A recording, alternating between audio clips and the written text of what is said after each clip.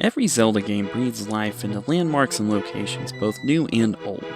Common locations often exist in name but aren't always similar in their actual layout, like the various renditions of Kakariko Village. We also get mysterious but similar naming conventions mixed with environmental storytelling, like the Forbidden Woods and Forest Haven from the Wind Waker compared to the Lost Woods and Kokiri Forest of Ocarina of Time. But occasionally, we get both. Breath of the Wild is no stranger to stoking nostalgia while using staple recurring locations, musical motifs, or subtle nods to events or characters from previous entries in the series. After playing Breath of the Wild for only a few minutes, you could easily have your own sense of nostalgia triggered. Just down the hill is an all too familiar sight. Upon seeing it for the first time, it's easy to assume just what this structure is. And those suspicions are all but confirmed by the old man when he states it was a sacred site many years ago. The size, scope, and overall appearance of recurring locations vary based on the artistic choices and liberties used in the design of each game. Whether it be as simple as Peach's Castle in Mario Kart 64, Spiral Mountain in Banjo-Tooie, or as incredible as Shadow Moses Island in Metal Gear Solid 4. I'm always a sucker for the idea of recurring locations in a similar or even identical manner from game to game in any series. Seeing the Temple of Time tower over the horizon distracted me entirely from the task at hand. I didn't care where the old man suggested I go, and I didn't care what the Sheikah slate had to say either.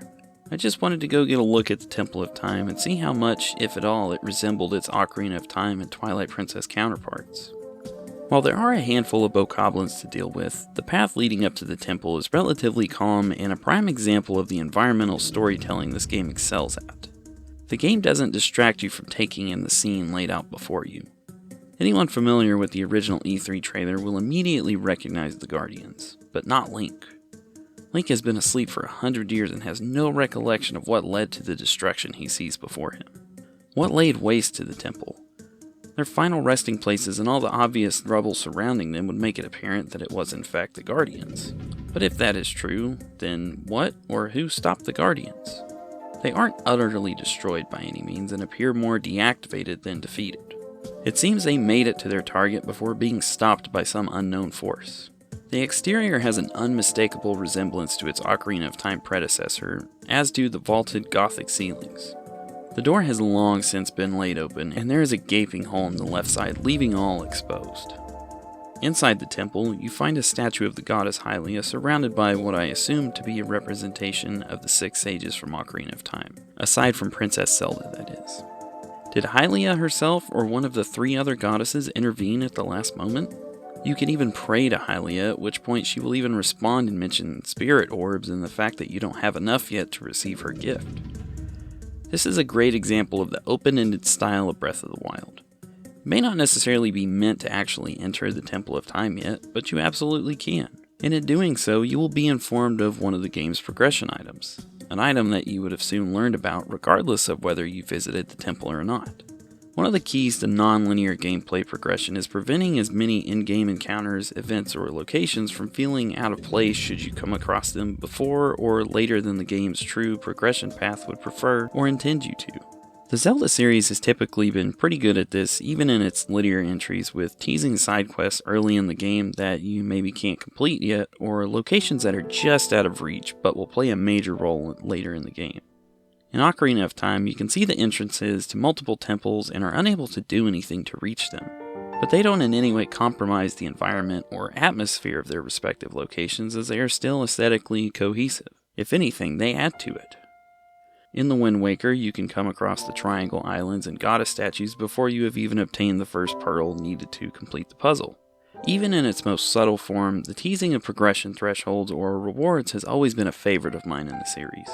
Now, it's no easy assumption to claim that this is the exact same Temple of Time as Ocarina of Time or potentially even Twilight Princess. And yeah, it's still very hard to say which timeline this game takes place in with it occurring so far in the future, but I will never be able to shake the nostalgia of this potentially being the same as one or both of its previous iterations. The landscape can obviously change over 10,000 years, so I'm not going to overthink it, but based on how far away the temple is from Hyrule Castle and its orientation when viewing Death Mountain off in the distance, I'm inclined to think this is not the same structure as before. It is also lacking the room where the Master Sword would have been kept at one point. Frankly, the geographical location of the Temple of Time is different in all 4 of its appearances, so while this iteration may be closest to the original Ocarina of Time, I ultimately have to take this with a grain of salt like many other recurring locations in the series. Sometimes you truly are in name only, and that's okay. My nostalgic feelings are unfazed, and I'm so glad the developers put out the effort they did, designing this structure and at the very least purposely giving it a resemblance to the original. If you spend some time spelunking outside, you can also find a ladder to the roof. This continues to reward your curiosity even so early in the game. At the top, you can find a bow and a chest, but just what is the top here? If you press the issue and continue your ascent, you can climb even higher and meet your first Korok. I really like the idea of the Korok at the top of the spire here. You may think you have seen all there is to see once you have the soldier's bow, but you can still climb even higher, and if you're doing this early on, it sends a message to the player that they should always strive to go as far as they possibly can, even if it means straight up. And last but most certainly not least, the view from up here is astonishing. To see such a scope of Hyrule for the first time is truly an experience that sets the tone for the adventure to come. The Temple of Time has served some significant purposes over the course of the Zelda series. And while this iteration's purpose may not be as critical to the game as its predecessors, I think the amount of environmental storytelling, nostalgic architecture, and optional exploration are an excellent addition to the location's history and Zelda lore.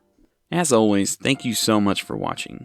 I'd love to hear your thoughts and memories about this same area in Breath of the Wild in the comments section, so feel free to drop a comment or even a like or subscribe there, and we'll see you next time.